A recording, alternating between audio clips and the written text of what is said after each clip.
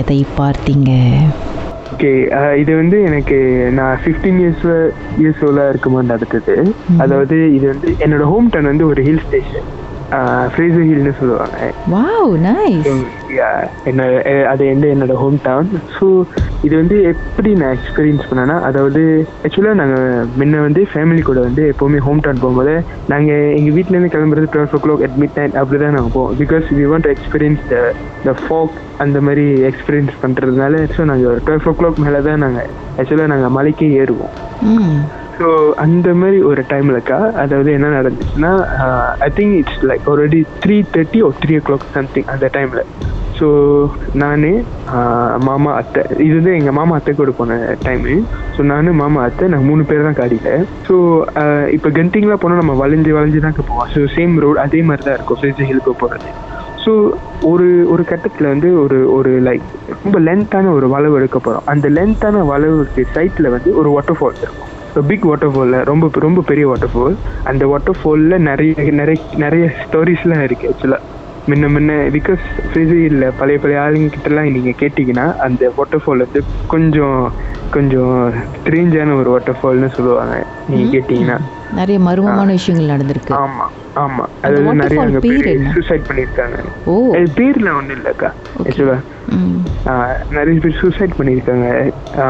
நீச்சல் அடித்து போயிட்டு மாட்டுறது அந்த மாதிரிலாம் அங்கே நிறைய கேஸ் இருக்குது. ஆனால் நீங்கள் பார்த்தீங்கன்னா அந்த வாட்டர் ஃபால் அவ்வளோ அழகாக இருக்கும். அந்த இடமே அவ்வளோ ஒரு அழகாக இருக்கும்.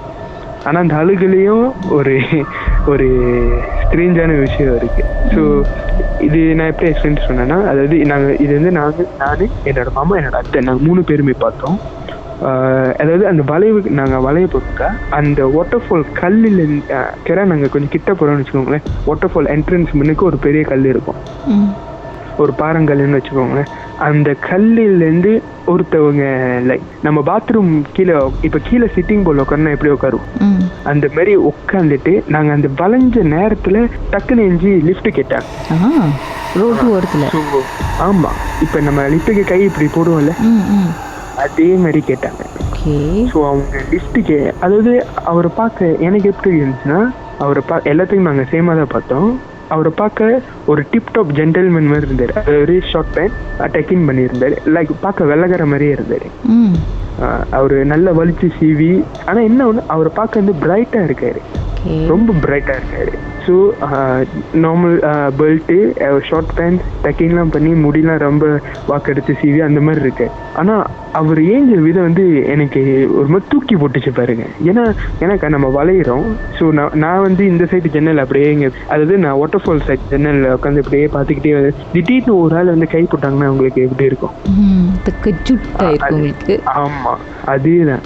ஏன்னா கொஞ்சம் சீலாப்பானவங்களுக்கா நாங்கள் போய் கீழே இதில் விழுந்துருவோம். பிகாஸ் அந்த பாதை வந்து கொஞ்சம் சின்னதாக இருக்கும். ஸோ நம்ம கொஞ்சம் சீலா பண்ணாலே நாங்கள் போய் கீழே பாசாங்க விழுந்துருவோம். ஸோ லிஃப்ட் கேட்டு நாங்கள் 3 மாமா காரை நிப்பாட்டினாரா? இல்லை, அவர் நிப்பாட்டல. ஏன்? ஆக்சுவலாக எங்கள் மாமாவுக்கு வந்து தெரிஞ்சிருச்சு அது என்னன்னு. என்னது? அதாவது இது வந்து மனுஷன் இல்லைன்னு தெரிஞ்சிருச்சு அவருக்கு. தெரிஞ்சிருச்சு பிகாஸ் நாங்கள் வர்றதுக்கு முன்னாடியேக்கா அந்த ஸ்ட்ரீட் லேம்ப்ஸ் இருக்கும்ல, நாங்கள் வர பின்னாடி உள்ள ஸ்ட்ரீட் லேம்ப்ஸ்லாம் ஒன்று அமைஞ்சு எரிஞ்சு.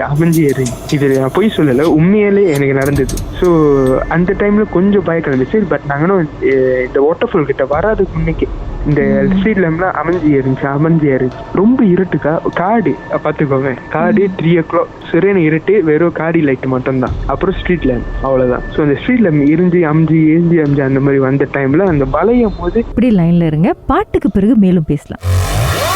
உங்க வாழ்க்கையில மறக்க முடியாத அமானுஷ்யமான சம்பவம் நடந்திருக்கா?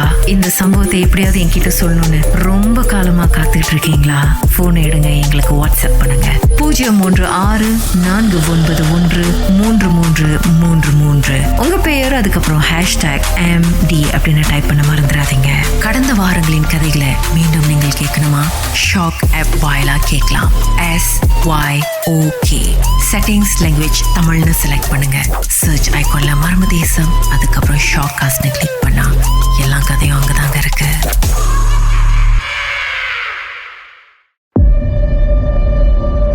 உச்சக்கட்ட அமானுஷ திகில் சம்பவம். ராகவில், இது மர்ம தேசம். சொல்லுங்க, அதுக்கப்புறம் என்ன நடந்துச்சு? இந்த வளையும் போது ஒருத்தவங்க அந்த மாதிரி உட்கார்ந்து இருந்து ஏஞ்சி லிஃப்ட் கேக்குறாங்க. ஸோ அந்த டைம் வந்து இந்த ஹார்ட் கிட்டக் கிட்டக் கிட்டக் ரொம்ப ரொம்ப ஒரு மாதிரி குதிரை மாதிரி ஓட ஆரம்பிச்சுங்க. ஓகே. ஸோ நீங்கள் திரும்பி பார்த்தீங்களா அதுக்கப்புறம்? ஆஃப்கோர்ஸ் நீங்கள் திரும்பி பார்க்கும்போது அந்த அந்த மனசை ஐ மீன் அந்த அவர் என்ன பண்ணார் இந்த லிஃப்ட் கேட்டவர்? அவர் வந்து ஒரு சிலை மாதிரியே தான் நின்றுட்டு இருந்தார், வேற ஒண்ணுமே பண்ண. அவர் எப்படி கை போட்டு நின்றாரோ அதே மாதிரி தான் சிலை மாதிரி நின்று தலை திரும்பல ஒன்றும் தலை திரும்பி கூட பார்க்கல காரை இந்த பக்கம் போனதை? இல்ல, அவரு வந்து ஒரு மூவ்மெண்ட் கூட இல்ல. அவர் எப்படி உட்கார்ந்து இருக்குன்னு இப்படி ஏஞ்சி கையை போட்டாரோ அப்படியே அதே மாதிரி சில மாதிரி நின்றுட்டு. இன்னும் உங்களுக்கு ஒரு மாதிரி உருன்னு இருந்திருக்குமே. நான் முதல்ல என்ன நினைச்சேன், அப்ப இது யாரும் மனுஷனா அப்படின்னு ஹெல்ப்புக்காக நிக்கிறாங்களோ என்ன ஏதுன்னு பாத்துருக்கீங்க அப்படின்னு ஒரு தாட் இருந்துச்சு. இன்னொரு தாட் என்னன்னா, யார் இந்த நேரத்துல வந்து அது இந்த காட்டுக்குள்ள இந்த நீச்சல் இதுல 3 மணிக்கு நிக்க போறான்னு அது ஒரு தாட் இருந்துச்சு. ஸோ அந்த இதை கன்ஃபார்ம் பண்ணி நான் பின்னாடி திரும்பி பார்த்தேன் பாருங்க. அவர் எப்படி நின்றாரோ எப்படி சில மாதிரி அப்படி நிற்கிறார், ஒரு மூவ்மெண்ட் கூட. அப்புறம் 3 பேர் என்ன பண்ணீங்க அதுக்கப்புறம்? அதுக்கப்புறம் நினைக்கிறேன் இந்த 1 or 2 கிலோமீட்டர்ஸ் தான் எங்க வீட்டுக்கு சேர்றதுக்கு. ஸோ நான் இங்கே சேர்ந்தோன்னே ஆக்சுவலாக எங்கள் வீடுக்கா லைக் பழகு வீட்டு மாதிரி தான். ஸோ பக்கத்தில் வந்து இந்த கோழி கொட்டைன்னு சொல்லுவாங்களே, ஸோ கோழிக்கோட்டை, அது கீழே வந்து ஃபுல்லாக காடு தான், லைக் ஒரு மாதிரி இறக்கம் மாதிரி போ. ஸோ அதுக்கப்புறம் என்ன பண்ணால் எங்கள் பாட்டி தாத்தா வந்து அவங்களுக்கு தெரிஞ்சிச்சு நாங்கள் வரோன்னு. ஸோ அவங்க கதவுலாம் திறந்துட்டு எங்கள் அப்பா என்ன பண்ணியிருக்காரு, காடி பார்க் பண்ணியிருக்காரு. அந்த கோழிக்கோட்டை பக்கத்தில் அதே ஆள் நிற்கிறத எங்கள் மாமா பார்த்துருக்காரு. ஆஹா, மாமாவுக்கு தூக்கி வாரி போட்டிருக்குமே. எங்க மாமா வந்து என்ன சொன்னாருன்னா, அதாவது ஏன்னாக்கா நாங்க இங்கேருந்து பேக் பண்ணிட்டு போகும்போது நாங்க இந்த கோழி, கொஞ்சம் ஃபிஷ் பால்ஸ், கொஞ்சம் பார்பிக்யூ ஐட்டம்ஸ் இருக்குல்ல, ஒரு ஐஸ் பாக்ஸ்ல போட்டு நாங்க எடுத்துட்டு போனோம். அந்த 3 மணிக்கு நாங்க எடுத்துட்டு போனோம். ஸோ எங்க மாமா அதை பார்த்துட்டாரு, கோழி விட்ட பக்கத்துல நிக்கிறத. அதே மனுஷன் அப்படியே இருக்கிற மாதிரி. ஆனா அவர் கை போடல, அவர் கையில ரொம்ப ரொம்ப ரொம்ப பார்க்க ஜென்டில்மேன் மாதிரி இருந்தார் அக்கா, லைக் டிப் டாப்பா, லைக் ஒரு ஜென்டில்மேன் மாதிரி இருந்தாங்க பார்க்க. ஸோ எங்க மாமா என்ன சொன்னாருன்னா, பிகாஸ் நாங்க வந்து இந்த இறைச்சி வகைகள் எடுத்துட்டு வரோம்ல, ஸோ அவங்க வந்து அட்ராக்ட் பண்ணி, ஆமா அதனால கூட வந்திருக்கும் அப்படின்னு சொன்னாங்க. ஆக்சுவலா எங்க பாட்டி தாத்தா எல்லாம் அதான் சொன்னாங்க. யூசுவலி இந்த மாதிரி இறைச்சி ஜாமான் எடுத்துட்டு வந்தா சில பேர் என்ன பண்ணுவாங்க, ஆணியை எடுத்துட்டு வருவாங்க, இல்லைன்னா விளக்குமாறு குச்சி இந்த மாதிரி ஏதாவது எக்ஸ்ட்ராவா கொண்டு வருவாங்க. அந்த மாதிரி நீங்க ஏதாவது பண்ணீங்களா? இல்லக்கா இல்ல. ஓகே. பிகாஸ் நான் வந்து இதுதான் ஃபர்ஸ்ட் டைம் இந்த மாதிரி ஹோம் டவுன் போகும்போது நான் எக்ஸ்பீரியன்ஸ் பண்றது. அதாவது எங்க மாமாக்கும் அத்தைக்கும் நிறைய வாட்டி பார்த்துருக்காங்க நினைக்கிறேன். அங்க ஆக்சுவலா ஃப்ரீசி ஹில் ரோடு வந்து கொஞ்சம் ஹாண்டடான ரோடு தான்க்கா. அப்படி இருந்தும் அடம் பிடிச்சி மிட் நைட்ல தான் கிளம்பணும்னு கிளம்புறீங்க நீங்க.